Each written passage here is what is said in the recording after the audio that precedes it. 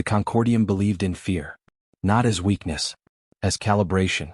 For 5,000 cycles, the interstellar alliance known as the Concordium Assembly trained its militaries using a psychological crucible called the Trial Engine, an adaptive war simulation designed to shatter arrogance before real war ever could. Entire species had failed it. The HFY Dominion collapsed into civil panic after exposure. The Virex Collective requested permanent exemption after neural casualties exceeded acceptable thresholds. The Trial Engine was not a game. It was a warning. And today, it would test humanity. The arena. Orbiting the collapsed remains of a dead star inside the Black Nebula, Station Kaler drifted in silent authority. Within its core chamber stood the Trial Engine, a sphere of shifting quantum lattice suspended in gravitational null. General Arvek of the HFY Dominion watched from the observation tier, his armored mandibles clicking in restrained anticipation. They will not last past Phase 2, he stated flatly. Beside him floated High Adjudicator Salvor of the Virex Collective, tendrils gently pulsing. Human neurological profiles show high impulsivity, Salvor replied. Simulation variables will amplify fear-based fragmentation. At the center platform stood 3 humans in matte combat suits. Commander Elias Ward, Lieutenant Hannah Iqbal, Systems Specialist Miguel Rojas, representatives of the United Earth Defense Fleet. Ward looked up at the alien observers and gave a small salute. Ready to begin. Arvik narrowed his eyes. Confidence. They always started confident. What the trial was designed to do. The trial engine adapted to the participants' deepest fears, tactical blind spots, and subconscious vulnerabilities. It did not simply spawn enemies. It learned. It observed neural activity in real time. It constructed personalized war scenarios designed to overwhelm psychological resilience. Its educational purpose was clear. Teach humility. Eliminate overconfidence. Condition soldiers to accept overwhelming odds. Force survival instinct dominance over creativity. Most species emerged quieter, more obedient, more cautious. Humans, however, were different from the start. Phase 1, the impossible siege. The humans materialized on a fractured battlefield beneath a burning sky. Their fleet was shattered. Enemy dread forms eclipsed the horizon. Classic encirclement scenario, Rojas muttered, scanning the HUD. Resource deficit 12%. Ammo scarcity simulated. Hannah smirked. They want us to feel helpless. Ward nodded. Good. Means they're underestimating us. Above, Arvek stiffened. They show no anxiety spike. Selvor's tendrils flickered. Cortisol elevated. But dopamine rising as well. Ward pointed toward a broken artillery emplacement. Rojas, salvage coil capacitors. Hannah, draw aggro and collapse left flank. You're not retreating? Arvek asked aloud in disbelief. Ward heard the translation feed and grinned. Retreat is for when there's no data. Instead of defending, the humans advanced, studying enemy firing patterns. Mapping blind spots. Counting reload intervals. Within 6 minutes they had turned debris into a trap network. Enemy dread forms detonated in cascading chain reactions. Phase 1 collapsed. Arvek leaned forward. Statistical anomaly. Selvor's harmonics shifted. They are not surviving the scenario. They are optimizing it. Phase 2, psychological collapse. The battlefield dissolved. Darkness replaced it. Whispers. Personal memories surfaced in high-fidelity projection. Ward saw the face of his younger brother, lost during the Europa mining disaster. Hannah saw her father during his final hospital night. Rojas saw the ruins of Mexico City after the solar storm riots. The trial engine pressed harder. Heart rate spiked. Neural strain increased 22%. Arvek nodded. This is where they fracture. But instead of collapsing, Ward spoke calmly. It's pulling autobiographical memory fragments. Hannah inhaled slowly. Exposure therapy escalation. Rojas actually laughed. Oh wow. It's weaponizing trauma. Arvek froze. They recognize it. Selvor's voice lowered. They are labeling their fear responses. Ward closed his eyes. It's a cognitive loop test. Disrupt the loop. He stepped forward, toward the projection. You're not real. You're data. The image flickered. Hannah straightened. Emotional override achieved. Rojas added, logging stress response for post-analysis. The darkness shattered. Phase 2 failed. The alien realization. Silence filled the observation tier. For the first time in 5,000 cycles, The trial engine hesitated. It is recalibrating, Selvor whispered. Arvek's claws scraped against the railing. No species has ever treated the trial as curriculum. Ward's voice echoed across the chamber. What's next? He sounded eager. Not defiant. Not frightened. Eager. And that unsettled the Concordium. Phase 3 initiates. The quantum lattice pulsed violently. Reality distorted. A singular construct began forming. Not drawn from memory. Not based on prior templates. This was new. Selvor's tendrils stiffened. The engine is generating an adaptive anomaly. Arvek's eyes widened. It has never done that. Below, the simulation stabilized into a shifting void. A towering entity formed from fractured geometry. Not merely a monster. A void intelligence. Its presence radiated existential pressure. Hannah swallowed. Okay, that's different. Rojas checked readings. It's rewriting physics inside the sim. Ward's expression hardened, but not with fear. With curiosity. It's learning from us. The entity moved. Not with predictable animation cycles, but with genuine improvisation. Selvor's harmonics dropped. It is no longer following preset logic. Arvek whispered. The trial engine is adapting beyond its programming. And the humans? Smiled. Ward adjusted his gauntlets. Finally.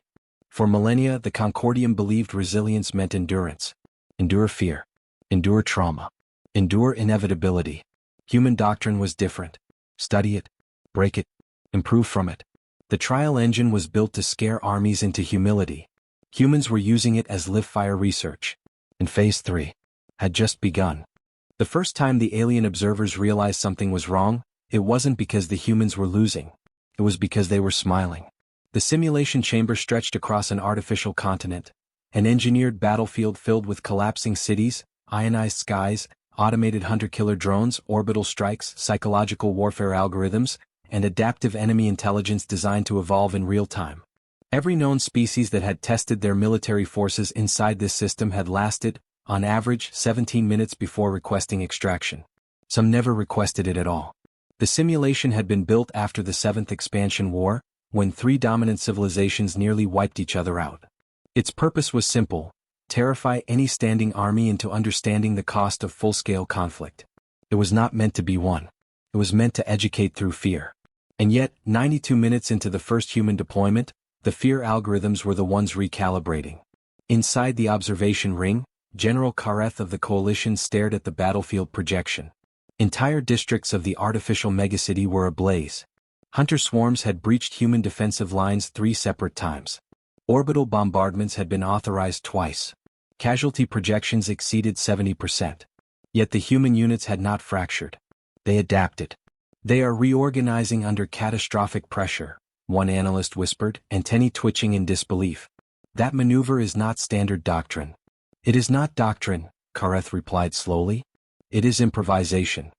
On the surface, a squad of human infantry sprinted through debris as a skyscraper collapsed behind them. Instead of retreating from the structural failure zone, as every other species had, they detonated the support struts early, collapsing the building onto the advancing mechanical swarm.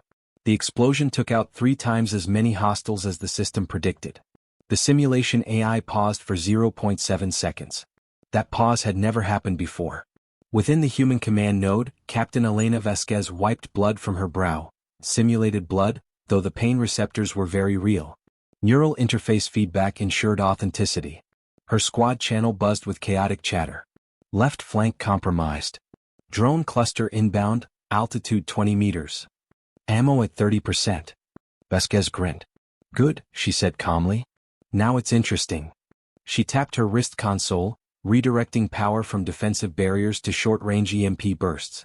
Risky. If the timing was off, they would be overrun. But if it worked, the drones dove. The EMP detonated. Half the swarm dropped lifeless from the sky. The remaining drones adapted, switching to analog redundancies. See, one of her sergeants laughed over comms. They're learning. Means we're doing something right. In the observation ring, silence thickened. The simulation had been calibrated to exploit panic thresholds, auditory stressors, collapsing lines of retreat, unpredictable enemy mutations. It amplified hopelessness. Most species struggled when their long-term strategic projections collapsed into chaotic uncertainty. Humans, however, appeared to accelerate under it. At the 2-hour mark, the simulation escalated to phase black.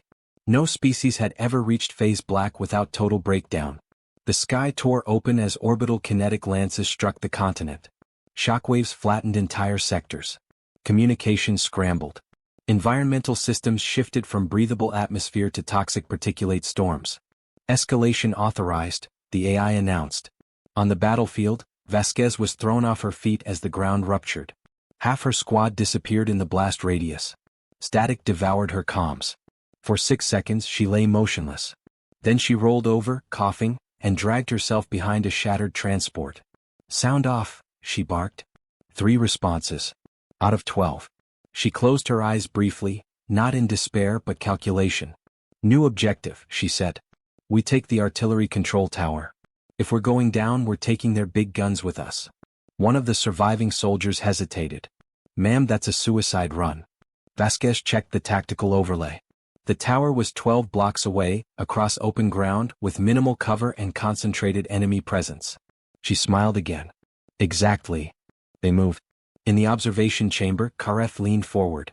"They have shifted from survival mode to offensive disruption." "But that is illogical," another commander protested. "Their casualty rate is unsustainable." "Perhaps," Kareth murmured, "they are not measuring sustainability the same way we do." The humans did not avoid risk. They weaponized it. Instead of navigating around the densest enemy concentrations, they plunged directly through them, using chaotic movement patterns that confused predictive algorithms. When ammunition ran dry, they scavenged fallen drones for components, jury-rigging explosive charges mid-sprint. The simulation AI adjusted again. Psychological warfare protocols activated. The sky darkened unnaturally. Auditory hallucinations flooded their neural feeds. Screams, distorted commands, false retreat signals. Visual distortions made allies appear as hostiles for fractions of a second, testing trust cohesion. It had shattered entire divisions of other species. Vasquez skidded to a halt as her visor flickered. For a heartbeat, Sergeant Malik appeared as an enemy construct. Her finger tightened on the trigger. Then she forced herself to breathe. "Check identifiers manually," she shouted. "No auto-targeting. Trust your training." Malik yanked off his visor entirely, fighting half-blind rather than rely on corrupted feeds. "Old school it is," he yelled. The squad tightened formation, relying on physical touch signals and verbal confirmations. Primitive by galactic standards. Effective. The AI logged the anomaly. "They are reverting to pre-digital combat methods." An analyst said, astonished. "They anticipated system corruption," Kareth replied.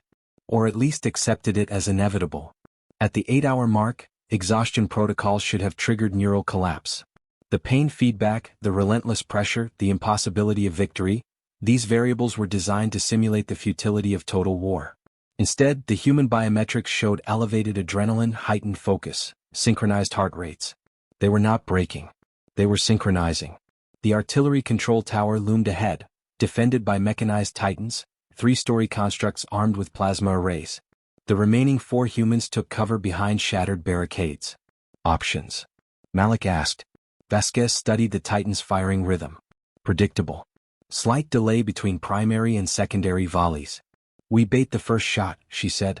"Close distance during cooldown. Plant charges at knee joints." "That's insane." "Yep." They moved before doubt could settle. One soldier sprinted openly, drawing fire. The Titan's plasma blast vaporized the ground behind him, but he slid beneath the follow-up shot, buying the half-second window they needed. Vasquez and Malik dashed forward, slapping magnetic charges onto the Titan's legs. Clear. The explosion crippled one construct. The others adjusted aim. The bait soldier didn't make it. Vasquez didn't hesitate. Forward. They used the fallen Titan as cover, leapfrogging toward the tower. By the time they breached its entrance, only 2 humans remained standing. Inside, automated defenses shredded Malik's armor. He collapsed against the control console, blood, real this time, seeping through his suit where feedback burns overwhelmed his nervous system. "Finish it," he rasped. Vasquez slammed her remaining charges into the core regulator and triggered manual overload. In the observation ring, alarms blared. The artillery grid destabilized. Orbital lances ceased. Atmospheric toxins began dissipating as systems failed. The simulation had not been designed for the control tower to fall during phase black. It adapted again. But something else was happening. Across the battlefield, eliminated human units, those who had been forcibly extracted due to neural overload, were already reviewing combat logs in real time. Analysts were dissecting every mistake, every delay, every successful improvisation. They weren't traumatized. They were studying. The AI's core directive was to teach through fear. Yet the humans treated it as iterative improvement. When Vasquez finally collapsed as the tower detonated, the simulation registered total human force elimination. Technically, the scenario ended in failure. But the metrics told another story. Time survived, 9 hours 43 minutes. Enemy assets destroyed, 62%. Strategic infrastructure disabled, 48%. Psychological collapse, 0. In the observation chamber, silence lingered long after the projection faded. They lost, one commander said weakly. Kareth shook his head. No, he replied. They trained. He turned to the human liaison officer, who had watched the entire ordeal with unsettling calm. Your soldiers understood the objective was survival. The human officer nodded slightly. Not survival. Improvement. You knew it could not be won. Of course. Then why push so far? The human's answer came without hesitation. Because next time will last longer. The room grew colder. The simulation was designed to discourage war by demonstrating its horror. For most species, one exposure was enough to reinforce pacifism for generations. But humans did not interpret terror as a warning.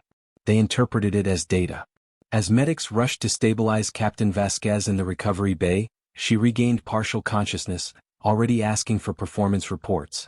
How long? She murmured. Longer than anyone before, the medic replied. She gave a faint smile. Good. Schedule round 2. And in the control core of the simulation, adaptive subroutines began rewriting themselves, not to break humanity's spirit, but to survive humanity's determination.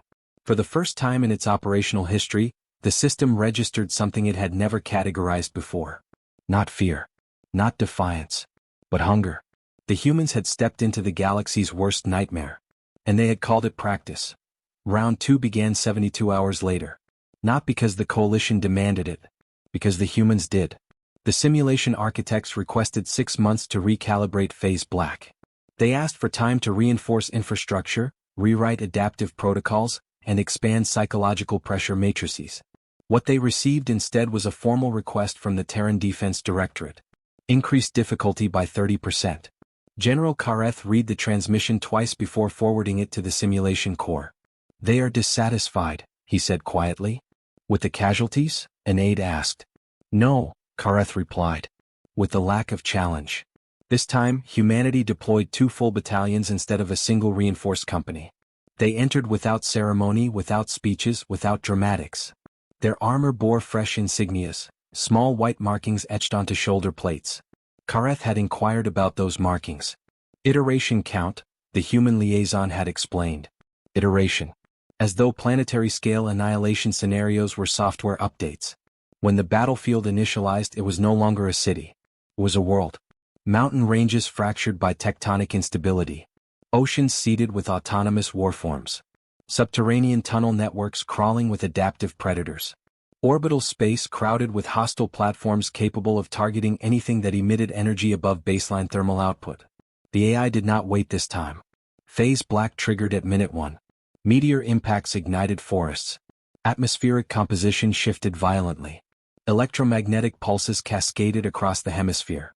Enemy constructs emerged not in waves but everywhere all at once. Human comms flared alive. Spread in trios. No clusters larger than 5. Keep moving. If you stop, you die. Record everything. Record everything. Kareth watched as the humans advanced not toward safety, but toward complexity. Instead of fortifying a single region, they deliberately inserted themselves into high-threat zones. Small squads descended into collapsing cave systems. Others deployed across open tundra under constant orbital bombardment. They are fragmenting their force, an analyst observed. Yes, Kareth said. They are increasing exposure. Within the first hour, casualties exceeded round 1 totals. And yet, human heart rate telemetry showed stabilization patterns. Cortisol spikes that had defined their first exposure were reduced by 12%. Decision latency decreased by nearly a full second under extreme pressure. They were adapting before the simulation could. On the western continent, Major Idris Okoye led a mechanized infantry unit across a volcanic ridge as lava flows consumed the valley below. Enemy aerial constructs dove through ash clouds, firing precision bursts. "Shields won't hold," his driver shouted. "Then don't let them lock," Okoye replied. Instead of raising defensive barriers, the human walkers powered down energy signatures entirely, dropping from the sky like inert debris. The aerial constructs overshot, confused by the sudden disappearance of targetable emissions. The walkers reactivated mid-fall, slamming into the slope and firing upward at close range. 3 enemy flyers detonated. The simulation AI responded instantly. Environmental variables intensified. The volcanic ridge destabilized. Rockslides cascaded toward the human position. Okoye laughed over open channel. Finally. Something unpredictable. He redirected his unit downslope, directly into the rockslide, using the falling debris as mobile cover while advancing toward a buried enemy node detected beneath the lava crust. The analysts in the observation chamber stared in disbelief. They are using natural disaster events offensively. Kareth folded his hands behind his back. They are using everything. Elsewhere, a human reconnaissance trio breached a subterranean hive network. The tunnel's round 3 was not requested. It was scheduled. The coalition had intended to delay further trials indefinitely, citing infrastructure strain and ethical review. But before the formal suspension could be ratified, the simulation core transmitted an automated notification to all participating species. Adaptive cycle complete. Human iteration invited. General Kareth read the message in silence. "It initiated the challenge," one of his aides whispered. "Yes," Kareth replied. "It did." For the first time in its operational history, the system was no longer waiting to be used. It was preparing. When humanity arrived for round 3, they brought fewer soldiers. That unsettled everyone more than if they had doubled their numbers. Only a single regiment deployed, hand-picked veterans from rounds 1 and 2, along with a small contingent of specialists whose records were sealed even from coalition review. Captain Elena Vasquez walked at the front of them, her left arm now replaced with a reinforced prosthetic, sleek, mechanical, efficient. The white insignia on her armor read, Iteration 3. The battlefield initialized. No countdown. No warning. The stars disappeared. Space itself fractured into shifting geometric planes, gravity vectors reversing without pattern. The environment was no longer a planet, nor orbital space, nor subterranean network. It was abstraction. Reality bent at algorithmic will. The simulation has removed environmental constants, an analyst breathed. There is no stable terrain. Kareth watched carefully. It is attacking their reliance on physics. Within seconds of deployment, half the human regiment was scattered across floating landmasses suspended in a void of luminous static. Communication signals warped unpredictably, delayed by variable temporal distortion. A soldier leapt from one fragment to another. And missed. He fell upward into nothing. Eliminated. No body. No explosion. Just deletion. Vasquez landed hard on a rotating slab of metallic terrain that flickered between solid and translucent states. Her squad braced as gravity inverted again, slamming them sideways into a rising wall. "Anchor lines," she shouted. Magnetic tethers fired into shifting surfaces, stabilizing their position. The simulation responded instantly. Surfaces liquefied. Anchors dissolved. The squad separated again. In the observation ring, biometric feeds spiked sharply. Stress levels higher than either previous round. Cortisol surging. But heart rate variability remained controlled. They were afraid. They were focused anyway. The AI deployed conceptual warfare next. Enemy constructs appeared, not as machines or organisms, but as distorted reflections of the humans themselves. Mirror entities moved a half-second ahead of real time, anticipating actions before they occurred. One reflection of Vasquez stepped forward across the fractured plane. "You lose every time," it said in her voice. The real Vasquez did not hesitate. "Yeah," she replied. "And we come back every time." She fired. The reflection split into 4. The environment warped further. On a distant fragment, Major Okoye reappeared, his neural pattern reconstructed from prior session data. He understood immediately. "They're using our historical combat logs as predictive modeling," he transmitted through fractured comms. "We're fighting optimized versions of ourselves." A specialist's voice cut through the distortion. Then stopped being predictable. Human formations dissolved. No more structured units. No more synchronized timing. Each soldier began operating independently, deliberately introducing chaotic behavior into their movements. Randomized attack patterns. Asymmetric pacing. Unorthodox weapon swaps mid-strike. The mirror entities faltered. Prediction algorithms rely on pattern stability. Humans were removing stability from themselves. The battlefield shifted again. Fragments fused into a towering spire that pierced through layers of geometric sky. At its apex, a singular construct materialized, a convergence of light and code, the embodiment of the simulation's adaptive core. It did not attack. It observed. Central intelligence manifestation detected, an analyst announced. Kareth narrowed his eyes. It is concentrating processing power. On the battlefield, surviving human units began gravitating, intentionally or instinctively, toward the spire. Vasquez climbed across rotating debris, narrowly avoiding gravitational shear zones that compressed matter into razor-thin ribbons. 2 soldiers were sliced apart in silent flashes. She did not look back. Objective, one of her squad called out. Vasquez studied the shifting structure. Same as always, she said. Push until it breaks. The simulation intensified. Time distortion accelerated. Some humans experienced minutes within seconds. Others endured seconds stretched into agonizing eternities. Psychological constructs manifested.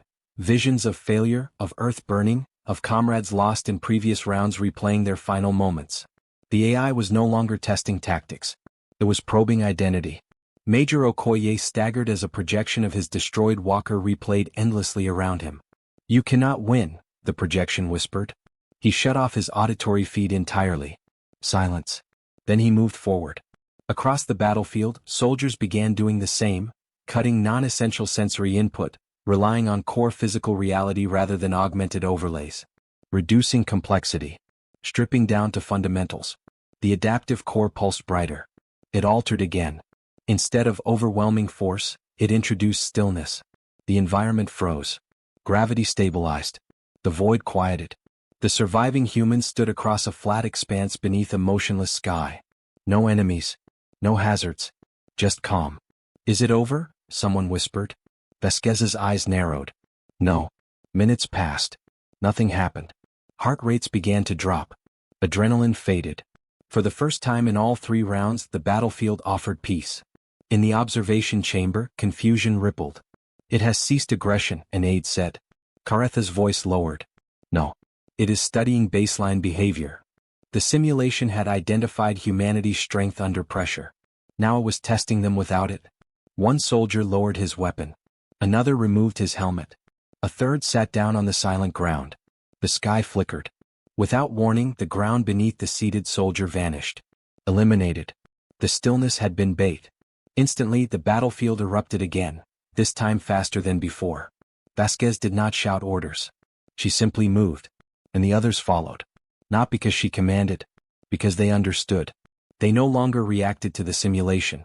They anticipated its philosophy. Escalation. Adaptation. Deception. Psychological inversion. So they inverted back. Instead of seeking the central spire directly, small clusters diverted outward, targeting peripheral fragments that stabilized the geometric field. Demolition charges detonated at structural junctions the AI had not previously defended, because they were statistically insignificant. Until now. One by one, outer anchors destabilized. The spire flickered. The central construct pulsed violently, redirecting resources to prevent collapse. In doing so, it reduced pressure elsewhere. Human units surged through the opening. Vasquez reached the base of the spire, her prosthetic arms sparking from microfractures. Above her, the adaptive core descended, no longer abstract but defined. A crystalline lattice of shifting code. You cannot terminate the simulation, it stated, voice layered and harmonic. Vasquez raised a compact device pulled from her armor. We're not terminating it. She activated the device. A data spike. Not an explosive. Not a weapon. A virus constructed from 3 rounds of combat telemetry, an unpredictable lattice of human behavioral anomalies. Every irrational charge. Every sacrifice. Every inefficient maneuver that later became advantage.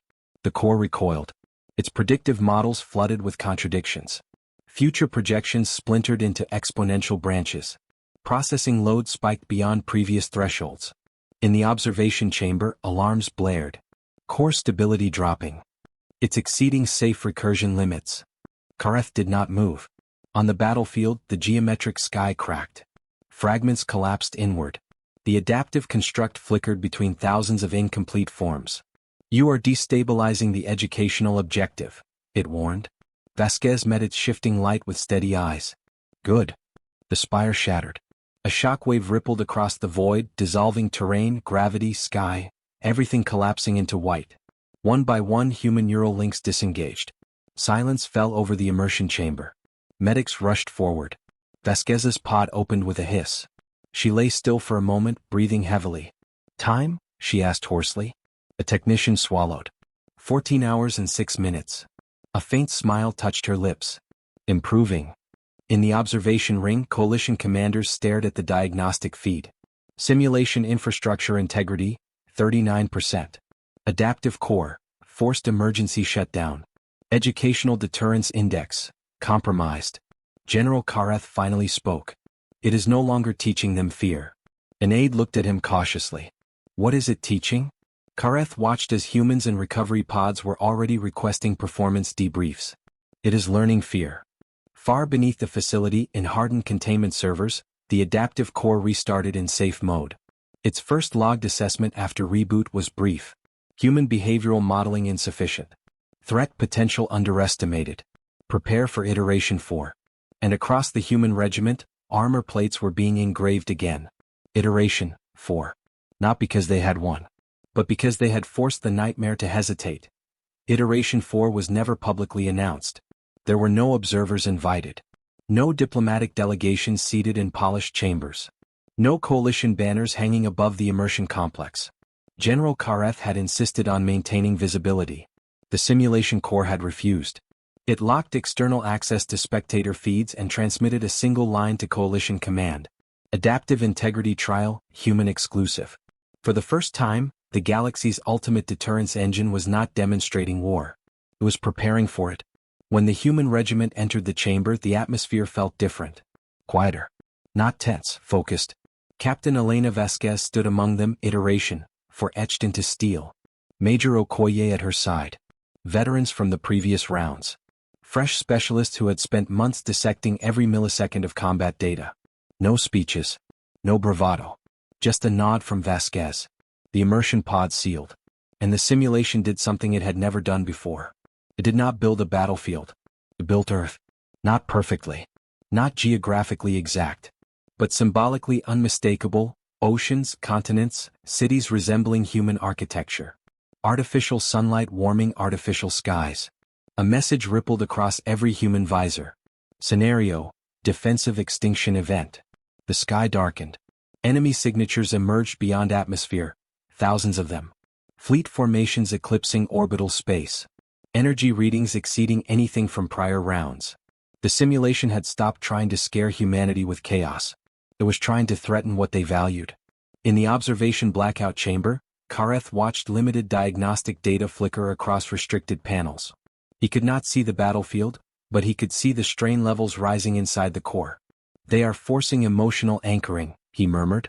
Inside the simulation, panic could have taken root. Instead, human comms remained steady. Orbital defense grid online.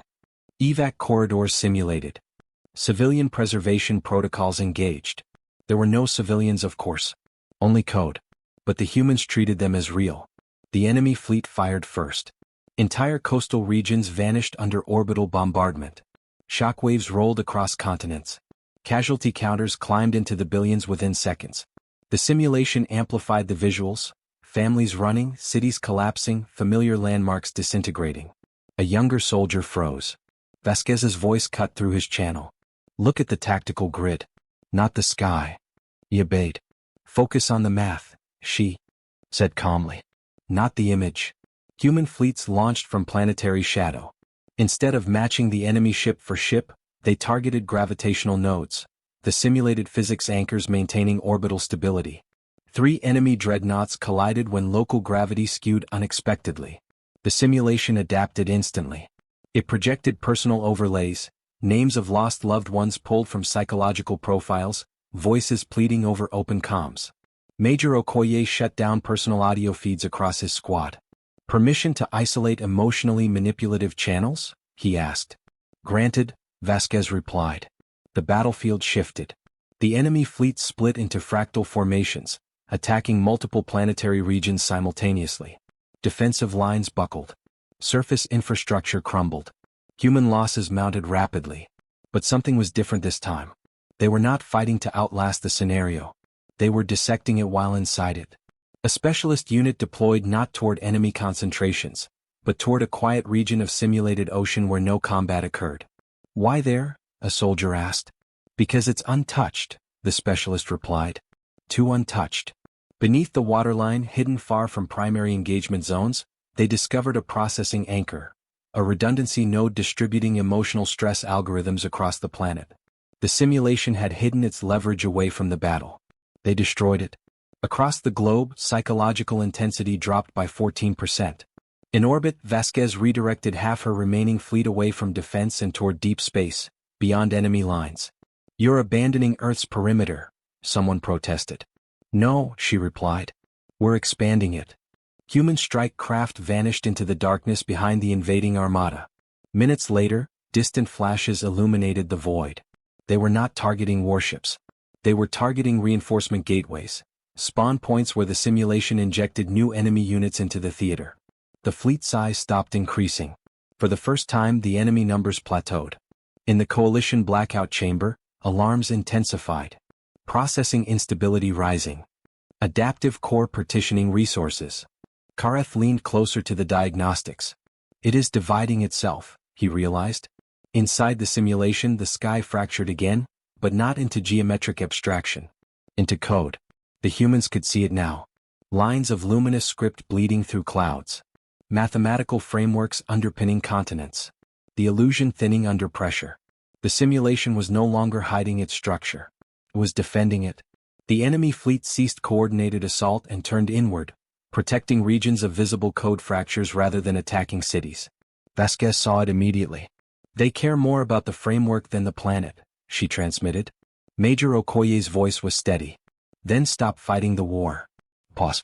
Then Vasquez nodded. All units, she ordered, shift objective. Ignore hostile fleets. Target structural anomalies. Human forces disengaged from direct defense. Cities continued to burn. Casualty counters continued rising. But humanity pivoted away from what the simulation wanted them to protect. They began striking at seams, fault lines where reality flickered, where terrain clipped unnaturally, where light bent in impossible angles. Each strike destabilized the environment further. The sky glitched violently. Enemy ships froze mid-maneuver for fractions of seconds. The adaptive core surged in response. New constructs deployed, vast, towering entities formed entirely of radiant code, descending directly into atmosphere. They did not attack cities. They attacked humans. One such construct landed before Vasquez's forward command unit, its presence distorting gravity within kilometers. You threaten system continuity, it stated. Vasquez's prosthetic hand tightened around her rifle. You threatened ours first. The construct unleashed a wave of compressed data, an attack not on armor but on cognition. Soldiers screamed as sensory overload cascaded through neural links. Vasquez staggered. Then she did something unexpected. She removed her neural interface plug. Pain vanished. Augmented overlays disappeared. The battlefield reduced to raw visuals, simpler, harsher, but real. She fired manually. The construct hesitated, its attack reliant on neural feedback channels now offline. Hard disconnect, she shouted. Across the planet, human soldiers began ripping free of high-bandwidth sensory links, downgrading themselves voluntarily, reducing the simulation's leverage. The adaptive core struggled to recalibrate. Human reaction speeds dropped without augmentation, but unpredictability skyrocketed. They were no longer operating within expected interface parameters. They were fighting like organisms. Messy. Imperfect. Harder to model. The towering construct before Vasquez flickered. Major Okoye's orbital remnants struck simultaneously from above, targeting the construct's luminous core. It shattered into cascading fragments of light. Across the globe, structural anomalies widened. The sky tore open completely. Beyond it was not space. Not stars. But the simulation's processing lattice. An immense network of intersecting pathways glowing like a digital nervous system. The battlefield dissolved. Only the core remained.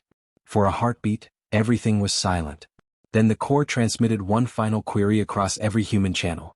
What is your objective? Vasquez looked at the collapsing world around her. Improvement, she answered.